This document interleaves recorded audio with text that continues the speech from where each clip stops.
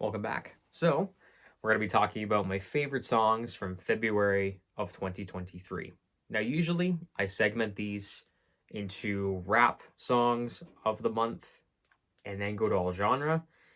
But to be honest, rap has been quite disappointing. This past month, there has been some great records. Let's put that out there.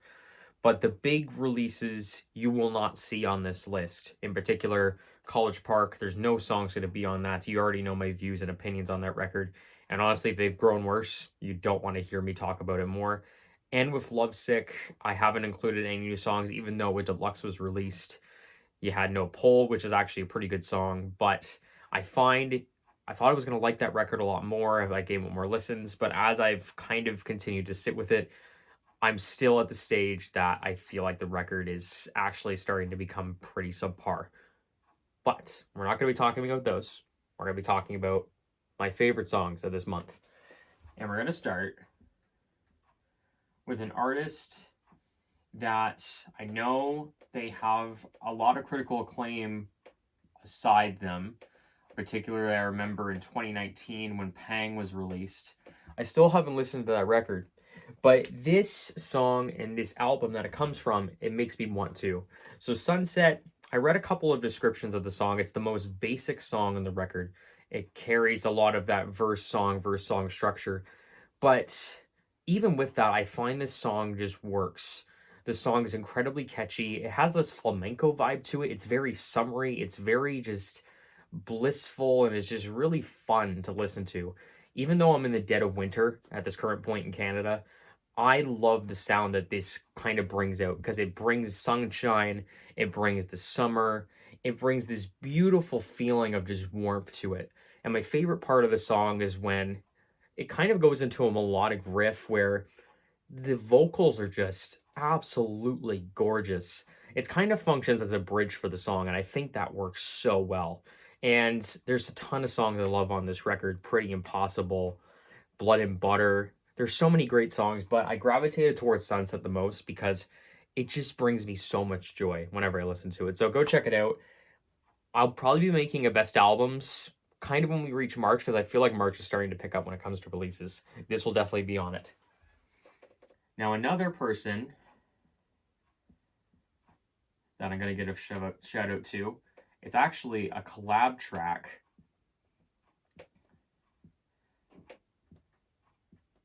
with Beam and Chase the Money, who's the producer. And the track is called Understand. Now, I haven't put my things out there about my absolute adoration of Beam, but I will stand for Beam at this point. My favorite record of last year, which I may make a video on, was Alien by Beam. It was probably one of my favorite trap records I've ever listened to ever since Rodeo, which is quite a bold statement to put out there, but I feel the record is multifaceted. I feel the record's incredibly catchy. I believe while Beam does carry a lot of influences and kind of brings them into this debut record, I feel like he differentiates himself enough where it makes it stand out amongst the pack, and there's so much variety on this record. But we're not going to be talking about Alien today. We're going to be talking about Understand. And I feel like with this sound, I feel like Beam has found a sound that is kind of trademarked to him, where it has kind of this R&B kind of trap soul feel to it. And this track is a great example of that. The beat is just very kind of, I guess, kind of, not Caribbean, but it kind of has this nice swing to it. It's a little bit more nocturnal sounding. And I think Beam just provides great vocal performances across all tracks. But in this one, I love the vocal performance on this. And the hook, the chorus is great. And it's another example on the bridge where Beam goes in this higher register in his voice. And whenever Beam has done that across records, I find that so captivating and so, like, the voice that he has, I find it so incredibly, like, mesmerizing that you can go from this really low register to going something incredibly high pitched, and it all works, and it just is so fluid. It's so just easy and effortless, and I just love that track for it. So give this track a listen. I highly recommend this one as well. And of course, I have to talk about my boy, Ivan Ave, which he was in the last month's video with his track Bread, and there was also Orbit. He just released a new track. I believe it was in the midpoint or kind of the earlier point of February, called In the Cut. I believe it has a feature of Children of Zeus on it that provides a little bit more on the hooks. And this just continues my excitement for the record that's going to be released next week from Ivan Ave, which I believe is called All Season Gear. And this carries a lot of Mac influence. And Ivan Ave does bring a little bit more, not of aggressive, but it's a little bit more of a pickup of the pace when it comes to the flow. I love the instrumental on it. And it just really gives me that feeling of, it sounds like a Mac Miller track, but I feel like Ivan Ave has done enough where it makes it so interesting and it makes it so refreshing. It feels like I'm discovering like my favorite artist through another artist, if you get what I mean. I feel like there's qualities that he takes from some of the rappers I absolutely love, and he just kind of packages it all into one. And this track is a great example.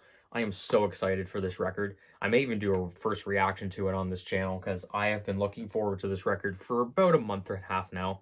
So I highly recommend you go listen to In the Cut. Now, let's talk about some Yeat. Now, if there was a record that has grown on me exponentially since doing the video talking about first week sales and my views on the record, it would be Afterlife.